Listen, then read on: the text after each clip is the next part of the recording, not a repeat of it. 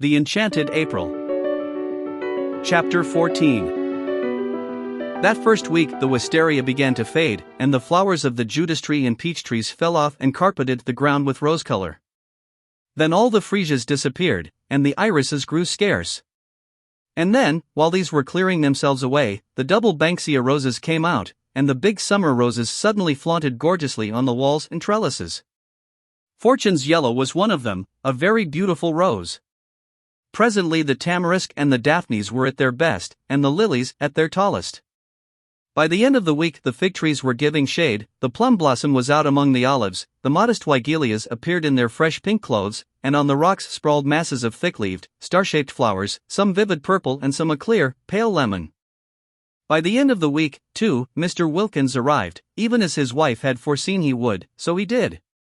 And there were signs almost of eagerness about his acceptance of her suggestion, for he had not waited to write a letter in answer to hers, but had telegraphed. That, surely, was eager. It showed, Scrap thought, a definite wish for reunion, and watching his wife's happy face, and aware of her desire that Mellish should enjoy his holiday, she told herself that he would be a very unusual fool should he waste his time bothering about anybody else. If he isn't nice to her, Scrap thought, he shall be taken to the battlements and tipped over. For, by the end of the week, she and Mrs. Wilkins had become Caroline and Lottie to each other, and were friends. Mrs. Wilkins had always been friends, but Scrap had struggled not to be. She had tried hard to be cautious, but how difficult was caution with Mrs. Wilkins? Free herself from every vestige of it, she was so entirely unreserved, so completely expansive, that soon Scrap, almost before she knew what she was doing, was being unreserved too. And nobody could be more unreserved than Scrap, once she let herself go. The only difficulty about Lottie was that she was nearly always somewhere else. You couldn't catch her, you couldn't pin her down to come and talk. Scrap's fears that she would grab seemed grotesque in retrospect. Why, there was no grab in her. At dinner and after dinner were the only times one really saw her. All day long she was invisible, and would come back in the late afternoon looking a perfect sight, her hair full of bits of moss, and her freckles worse than ever. Perhaps she was making the most of her time before Mellish arrived to do all the things she wanted to do, and meant to devote herself afterwards to going about with him, tidy and in her best clothes. Scrap watched her, interested in spite of herself, because it seemed so extraordinary to be as happy as all that on so little. San Salvatore was beautiful, and the weather was divine, but scenery and weather had never been enough for Scrap, and how could they be enough for somebody who would have to leave them quite soon and go back to life in Hampstead? Also, there was the imminence of Mellish, of that Mellish from whom Lottie had so lately run. It was all very well to feel one ought to share, and to make a beau jest and do it, but the beau jest Scrap had known hadn't made anybody happy. Nobody really liked being the object of one, and it always meant an effort on the part of the maker. Still, she had to admit there was no effort about Lottie. It was quite plain that everything she did and said was effortless, and that she was just simply, completely happy. And so Mrs. Wilkins was, for her doubts as to whether she had had time to become steady enough in serenity to go on being serene in Mellish's company when she had it uninterruptedly right round the clock, had gone by the middle of the week, and she felt that nothing now could shake her. She was ready for anything. She was firmly grafted, rooted, built into heaven. Whatever Mellish said or did, she would not budge an inch out of heaven, would not rouse herself a single instant to come outside it and be cross. On the contrary, she was going to pull him up into it beside her, and they would sit comfortably together, suffused in light, and laugh at how much afraid of him she used to be in Hampstead, and at how deceitful her afraidness had made her. But he wouldn't need much pulling. He would come in quite naturally after a day or two, irresistibly wafted on the scented breezes of that divine air, and there he would sit arrayed in stars, thought Mrs. Wilkins, in whose mind, among much other debris, floated occasional bright shreds of poetry. She laughed to herself a little at the picture of Mellish, that top-hatted, black-coated, respectable family solicitor, arrayed in stars, but she laughed affectionately, almost with a maternal pride in how splendid he would look in such fine clothes. Poor lamb, she murmured to herself affectionately. And added, what he wants is a thorough airing. This was during the first half of the week. By the beginning of the last half, at the end of which Mr. Wilkins arrived, she left off even assuring herself that she was unshakable, that she was permeated beyond altering by the atmosphere. She no longer thought of it or noticed it, she took it for granted. If one may say so, and she certainly said so, not only to herself but also to Lady Caroline. She had found her celestial legs. Contrary to Mrs. Fisher's idea of the seemly, but of course contrary, what else would one expect of Mrs. Wilkins? She did not go to meet her husband at Messigo, but merely walked down to the point where Beppo's flight would leave him and his luggage in the street of Castagneto. Mrs. Fisher disliked the arrival of Mr. Wilkins, and was sure that anybody who could have married Mrs. Wilkins must be at least of an injudicious disposition, but a husband, whatever his disposition, should be properly met. Mr. Fisher had always been properly met. Never once in his married life had he gone unmet at a station, nor had he ever not been seen off. These observances, these courtesies, strengthened the bonds of marriage, and made the husband feel he could rely on his wife's being always there. Always being there was the essential secret for a wife. What would have become of Mr. Fisher if she had neglected to act on this principle? She preferred not to think.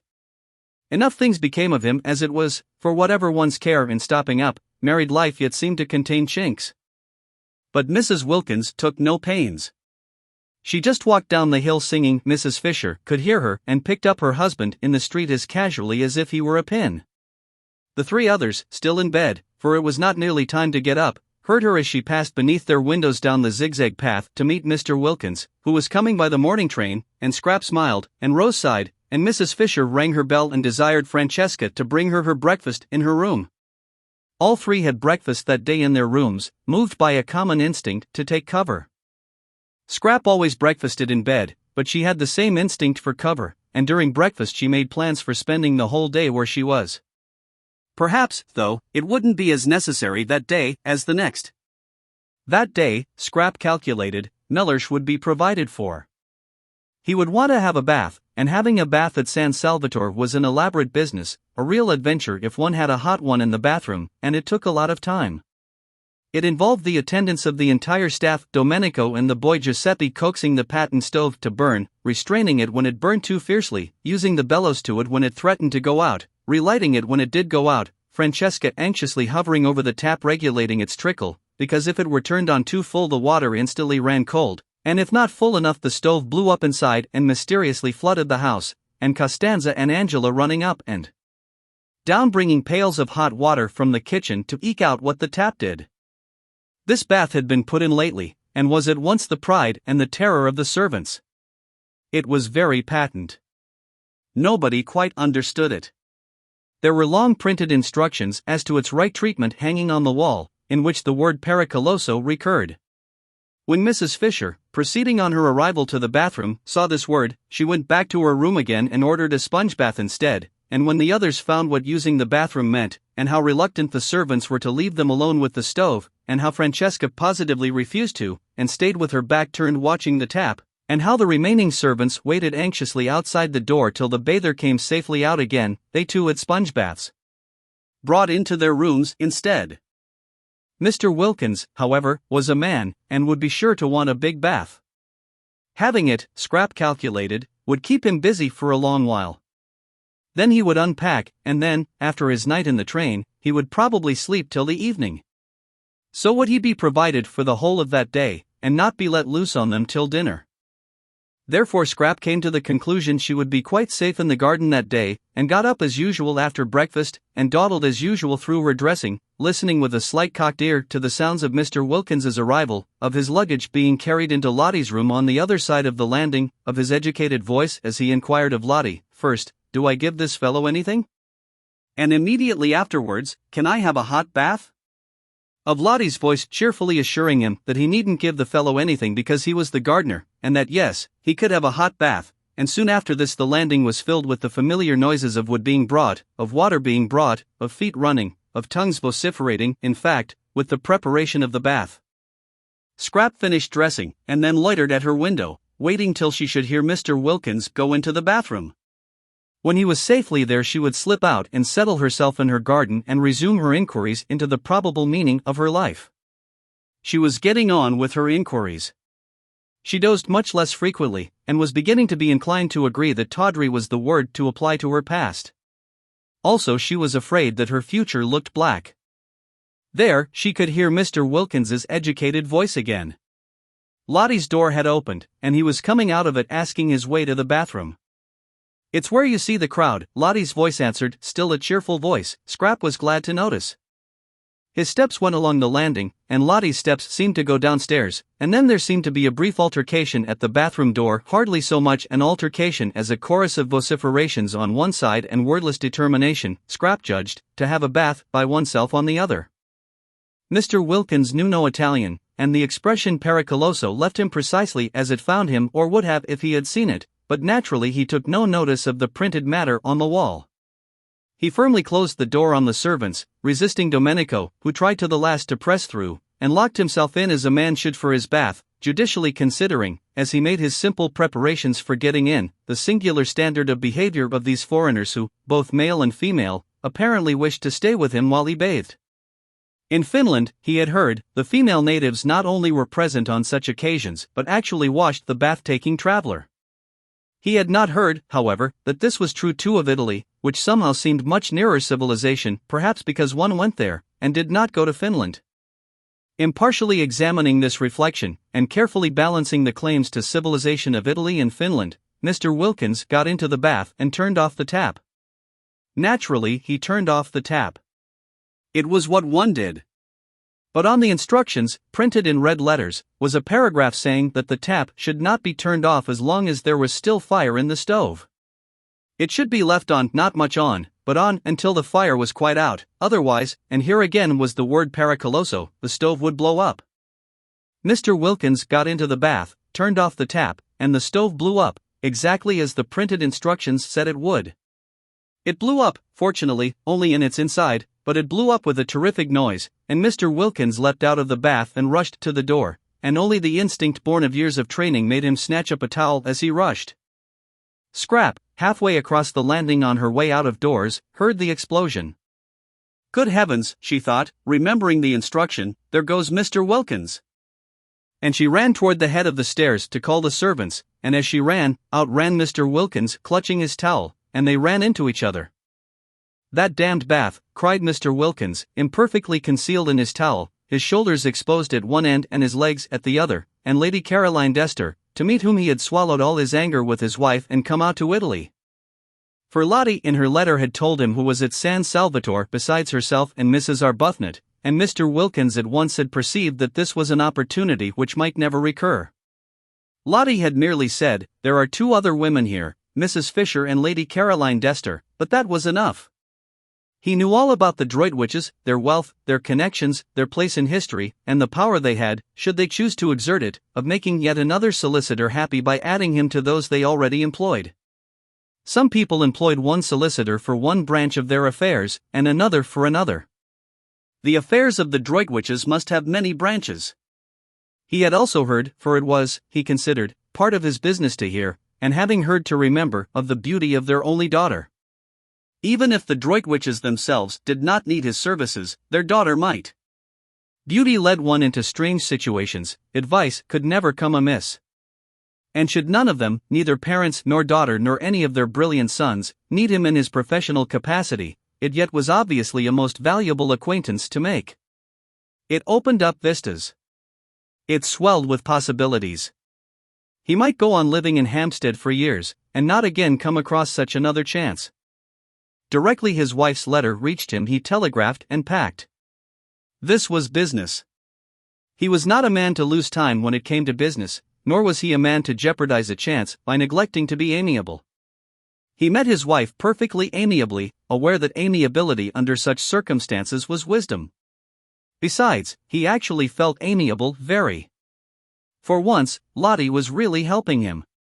He kissed her affectionately on getting out of Beppo's fly, and was afraid she must have got up extremely early. He made no complaints of the steepness of the walk up, he told her pleasantly of his journey, and when called upon, obediently admired the views. It was all neatly mapped out in his mind, what he was going to do that first day: have a shave, have a bath, put on clean clothes, sleep a while, and then would come lunch and the introduction to Lady Caroline. In the train he had selected the words of his greeting, going over them with care, some slight expression of his gratification in meeting one of whom he, in common with the whole world, had heard, but of course put delicately, very delicately, some slight reference to her distinguished parents and the part her family had played in the history of England, made, of course, with proper tact, A sentence or two about her eldest brother Lord Winchcombe, who had won his VC in the late war under circumstances which could only cause he might or might not add this every Englishman's heart to beat higher than ever with pride, and the first steps towards what might well be the turning point in his career would have been taken. And here he was in no, it was too terrible. What could be more terrible? Only a towel on, water running off his legs, and that exclamation. He knew at once the lady was Lady Caroline. The minute the exclamation was out he knew it. Rarely did Mr. Wilkins use that word, and never in the presence of a lady or a client. While as for the towel, why had he come? Why had he not stayed in Hampstead? It would be impossible to live this down. But Mr. Wilkins was reckoning without Scrap. She, indeed, screwed up her face at the first flash of him on her astonished sight in an enormous effort not to laugh, and having choked the laughter down and got her face serious again, she said as composedly as if he had all his clothes on, "How do you do?" What perfect tact! Mr. Wilkins could have worshipped her. This exquisite ignoring. Blue blood, of course, coming out. Overwhelmed with gratitude, he took her offered hand and said, "How do you do," in his turn, and merely to repeat the ordinary words seemed magically to restore the situation to the normal. Indeed, he was so much relieved, and it was so natural to be shaking hands, to be conventionally greeting, that he forgot he had only a towel on and his professional manner came back to him. He forgot what he was looking like, but he did not forget that this was Lady Caroline Dester, the lady he had come all the way to Italy to see, and he did not forget that it was in her face, her lovely and important face, that he had flung his terrible exclamation. He must at once entreat her forgiveness. To say such a word to a lady, to any lady, but of all ladies to just this one. "I'm afraid I used unpardonable language," began Mr. Wilkins very earnestly and ceremoniously as if he had had his clothes on. "I thought it most appropriate," said Scrap, who was used to dams. Mr. Wilkins was incredibly relieved and soothed by this answer. No offense, then, taken. Blue blood again.